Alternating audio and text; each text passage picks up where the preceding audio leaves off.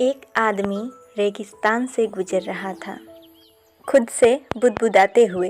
कितनी बेकार जगह है ये, बिल्कुल भी हरियाली नहीं है और हो भी कैसे सकती है। यहाँ तो पानी का नामो निशान तक नहीं है। तपती रेत पर वो आदमी जैसे जैसे आगे बढ़ रहा था, उसका गुस्सा भी बढ़ता जा रहा था। अंत में वह आसमान की तरफ देखकर झल्लाते हुए कहा, क्या भगवान, आप यहाँ पानी क्यों नहीं देते? अगर यहाँ पानी होता तो कोई भी यहाँ पर पेड़ पौधे उगा सकता था और तब ये जगह कितनी खूबसूरत बन जाती। ऐसा बोलकर वह आसमान की तरफ देखता रहा, मानो भगवान की उत्तर की प्रतीक्षा कर रहा हो।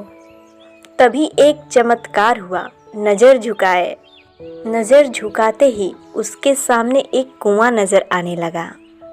वो उस इलाके में बरसों से आता जाता था, पर उसने वहाँ कभी कोई कुआं नहीं देखा था। वो आश्चर्य में पड़ गया। दौड़कर वो कुएं के पास गया। कुआं लबालब पानी से भरा हुआ था। तब उस आदमी ने फिर से एक बार आसमान की तरफ देखा और पानी के लिए धन्यवाद कहा और कहा, पानी तो ठीक है, लेकिन इसे निकालने के लिए कुछ तो होना चाहिए।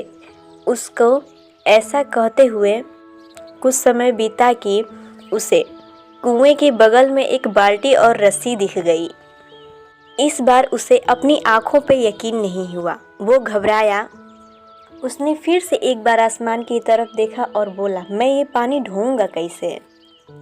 तभी उसे पीछे से महसूस होता है कि उसे कोई छू रहा है।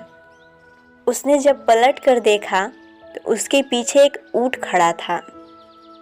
अब वो आदमी एकदम घबरा जाता है। उसे लगता है कि कहीं वो रेगिस्तान में हरियाली लाने के काम में फंस न जाए।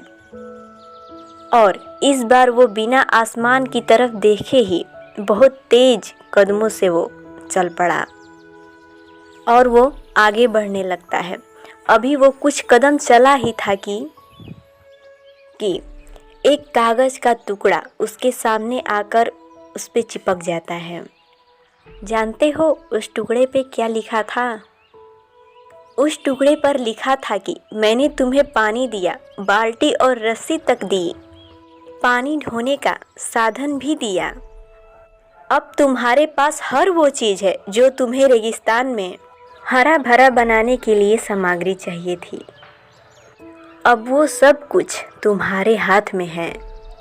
वो आदमी एक क्षण के लिए ठहरा और तेजी से आगे बढ़ गया और रेगिस्तान कभी हरा भरा नहीं हो पाया। जानते हो क्यों?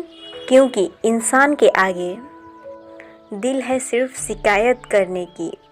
वो अपने अधिकार ही जानता है, पर कर्तव्य नहीं। जब कोई काम उसके मन के हिसाब से नहीं होता है तो वो दोष देने लगता है, हमेशा दूसरों को। कभी वो किस्मत को दोष देता है, तो कभी भगवान को, तो कभी माँ बाप को और कभी सरकार को। सर्वोपन के चक्कर में वो इस बात को भूल जाता है कि इंसान के अंदर वो शक्ति है। अगर वो चाहे तो वो अपने हर एक सपने को पूरा कर सकता है, अगर वो चाहे। फिर मिलते हैं दोस्तों अगली कहानी के साथ।